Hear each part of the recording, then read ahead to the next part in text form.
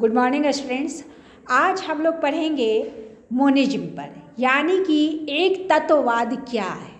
ठीक है, तो जब हम लोग एक तत्ववाद की बात करते हैं तो ये जो एक तत्ववाद है, इस प्रश्न यहाँ पर ये उठता है कि सृष्टि की उत्पत्ति में कितने तत्वों का हाथ है। ठीक है, यानी कि सृष्टि की उत्पत्ति में कितने एलिमेंट्स हैं। एक तत्व है, दो तत्व हैं। ठीक है, कोई एक तत्व को मानता है तो हम कहते हैं मोनिज्म है, कोई दो तत्वों को मानता है तो हम कहते हैं ड्वेलिज्म है, कोई बहुत सारे तत्वों को मानता है तो हम कहते हैं प्लुरलिज्म है।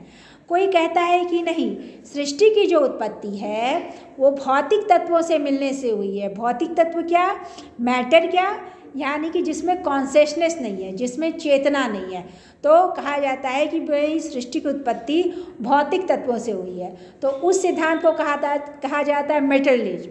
ठीक है, कुछ लोग कहते हैं कि नहीं, सृष्टि की उत्पत्ति तो आइडियाज से हुई है। ठीक है, चेतना से हुई है, कॉन्शियसनेस से हुई है। ठीक है, आध्यात्मिक तत्वों से हुई है, तो वहाँ पे हम लोग आइडियलिज्म की थ्योरी पढ़ते हैं। तो ये सब जो है हमारा एक तरह से कह सकते हैं अल्टीमेट रियलिटी से है कि परम सत्य क्या है, सृष्टि की उत्पत्ति के पीछे कितने तत्वों का हाथ है, क्या है, इन सब की जानकारी हम लोग लेंगे। तो आज जो हम इन सब की जानकारी के पीछे आप लोग को पढ़ाने जा रहे हैं वो है हमारा एक तत्ववाद, व्हाट इज मोनिज्म है। ठीक है, तो एक तत्ववाद के अनुसार जो सृष्टि की उत्पत्ति के पीछे जो हमारा मूल तत्व है वो क्या है, वह एक है। ठीक है, क्या है वो मूल तत्व, एक है। हम कह सकते हैं कि the philosophical ideas that all of existence is unified in a type of oneness. In monism, only one supreme being exists, which may be conceived of as a type of God. कहने का मतलब है जब हम लोग एक तत्व की बात करते हैं कि वो एक तत्व क्या है, तो वो हमारा ईश्वर भी हो सकता है, वो हमारा चेतना भी हो सकता है, वो सुप्रीम बीइंग भी हो सकता है, कोई भी एक तत्व जिससे सृष्टि की उत्पत्ति हुई है। ठीक है, तो जब हम इसके बारे में बात करते हैं तो जब हम इंडियन पर्सपेक्टिव में आते हैं, भारतीय परिप्रेक्ष्य में आते हैं कि कितने लोग हैं जो एक तत्व को मानते हैं, उस मूल एक तत्व को मानते हैं जिससे सृष्टि की उत्पत्ति होती है, तो भारतीय परिप्रेक्ष्य में मेन नाम जो आता है वो वेदांत का आता है। ठीक है, किसका नाम आता है, वेदांत का आता है। वेदों के अंतिम भाग को हम लोग वेदांत कहते हैं। वेद शब्द किससे बना है, रूट ऑफ विद, विद धातु से बना है, जिसका मतलब होता है नॉलेज, ज्ञान। ठीक है, तो वेद का मतलब क्या होता है, ज्ञान होता है। ठीक है ना, तो हम लोग इस तरह से समझ रहे हैं कि जब हम एक तत्ववाद की बात कर रहे हैं, मोनिज्म की बात कर रहे हैं, तो एक तत्ववाद का जो भारतीय परिप्रेक्ष्य में कॉन्सेप्ट है हमको वेदांत में मिलता है, और वेदांत में भी वो अद्वैत वेदांत में मिलता है। अद्वैत वेदांत, वेदांत के बहुत सारे मतलब पक्ष हैं, जैसे विशिष्टाद्वैत है, ठीक है, भेदवाद है। ठीक है, तो इस तरह से अद्वैतवाद है। तो वेदांत का भी बहुत सारा ब्रांच है, मतलब बहुत सारे पार्ट है वेदांत में। तो किस वेदांत कौन सा है जो एक तत्व को मानता है, तो अद्वैत वेदांत। अद्वैत वेदांत मानता है कि सृष्टि की उत्पत्ति के पीछे मुख्य रूप से एक ही तत्व का हाथ है। ठीक है, अद्वैत वेदांत क्या मानता है, सृष्टि की उत्पत्ति के पीछे मूल रूप से एक ही तत्व का हाथ है। अद्वैत वेदांत के समर्थक कौन है, who is the founder of Advaita Vedanta. ठीक है, तो Shankaracharya is the founder of Advaita Vedanta. Shankaracharya जो है अद्वैत वेदांत के समर्थक है। शंकराचार्य ने क्या कहा भाई, शंकराचार्य ने कहा कि ब्रह्म सत्य जगत मिथ्या जीवो ब्रह्म नापरा। ब्रह्म सत्य जगत मिथ्या जीवो ब्रह्म नापरा। ब्रह्म ही सत्य है, जगत मिथ्या है, जीव यानी कि जो हमारी आत्माएं हैं वो ब्रह्म का ही भाषित रूप है। ठीक है, ब्रह्म का ही प्रतिबिंबित रूप है। एक मैं ब्रह्म, ब्रह्मैव, एक ही ब्रह्म है और ब्रह्म ही एक है। आत्मा ब्रह्म, ब्रह्मैव आत्मा, आत्मा ही ब्रह्म है, ब्रह्म ही आत्मा है। ठीक है। इस तरह से जो शंकराचार्य हैं, जो अद्वैत वेदांत के समर्थक हैं, वो कहते हैं कि सृष्टि की उत्पत्ति के पीछे एक ही मूल तत्व है, और वह तत्व क्या है? ब्रह्म है, जो कि निराकार है, निर्गुण है, त्रिकाल बाधातीत है, ठीक है, त्रिकाल बाधा रहित है, ठीक है, अपरिणामी है, कुटस्थ है, नित्य है। तो ये सब से हम लोग संबोधन करते हैं उस ब्रह्म का। यानी ब्रह्म में जो इतने सारे गुण हैं कि हम ब्रह्म पे कोई भी गुण का आरोपण नहीं कर सकते। अगर हम कहते हैं कि ब्रह्म में ये गुण ये गुण ये गुण है, तो वो ब्रह्म ससीम हो जाएगा, मतलब वो असीम है, उसमें इतना गुण है कि हम अगर कोई गुण का आरोपण कर दें तो दूसरा नहीं बोल पा रहे हैं, तो वो गुण का आरोपण करें तो ब्रह्म छोटा हो जाएगा। तो असीम गुण है, ठीक है, अपरिवर्तनीय, उसमें चेंज नहीं होता है, नित्य है, सदा सदा के लिए, शाश्वत है, इटर्नल है, ठीक है। उसके बाद वो सर्वव्यापक है, शंभु है।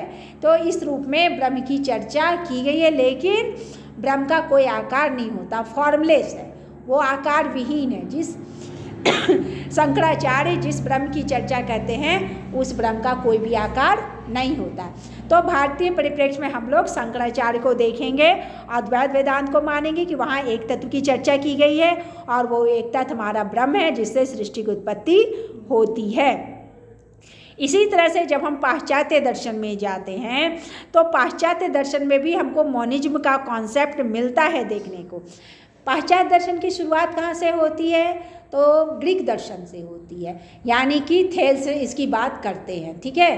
तो थेल्स ने कहा सृष्टि की उत्पत्ति जल से होती है, ठीक है, किससे होती है? जल से होती है। एनेक्सिमेनिज कहते हैं सृष्टि की उत्पत्ति वायु से होती है। एनेक्सिमेंडर कहते हैं सृष्टि की उत्पत्ति परम सत्य से होती है।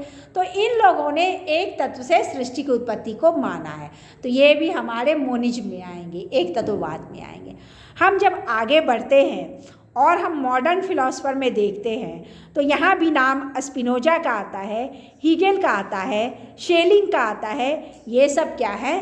ये सब एक तत्ववाद के समर्थक हैं, ठीक है। समझ रहे हैं आप लोग? कोई दिक्कत नहीं है, ठीक है। इसी तरह से हम लोग इंग्लिश में भी देख सकते हैं कि यहाँ भी बहुत सारी बातों को रखा गया है।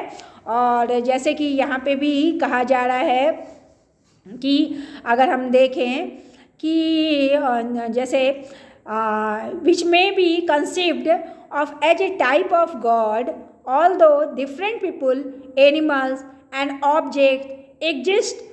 Monists would argue that these individuals are all part of the same basic whole, which might be called God, the universe, nature, the source, the one or something else। मतलब जितने भी चीज़ हम देखते हैं, कुछ भी चीज़ देख रहे हैं, एनिमल्स को देख रहे हैं, चाहे जो भी पेड़ पौधे हमें जो भी दिख रहा है, मनुष्य भी दिख रहा है, सबके पीछे एक ही सोर्स है। और वो सोर्स क्या है? हम ईश्वर कर सकते हैं, गॉड कर सकते हैं, ठीक है।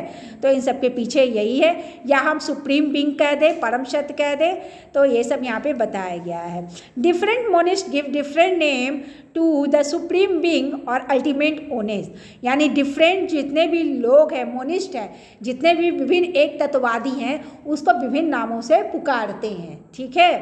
तो but the basic tent of monism shared by all monist is that everything is really only one thing.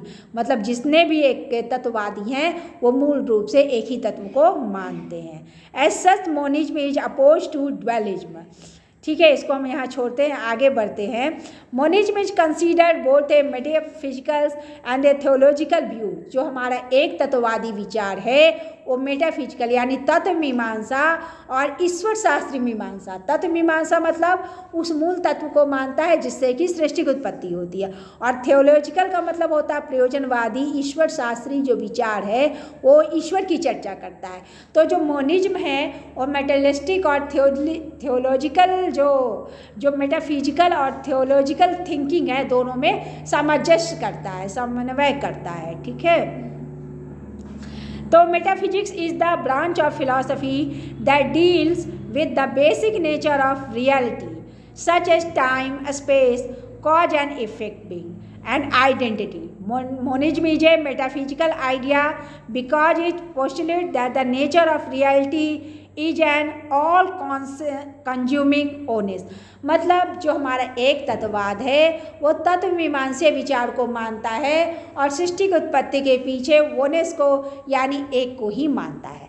अब हम लोग पढ़ेंगे कि सृष्टि की उत्पत्ति के पीछे मतलब मोनिज्म के कितने प्रकार हैं, टाइप ऑफ मोनिज्म। तो हम लोग कहेंगे आइडियलिस्टिक मोनिज्म, आदर्श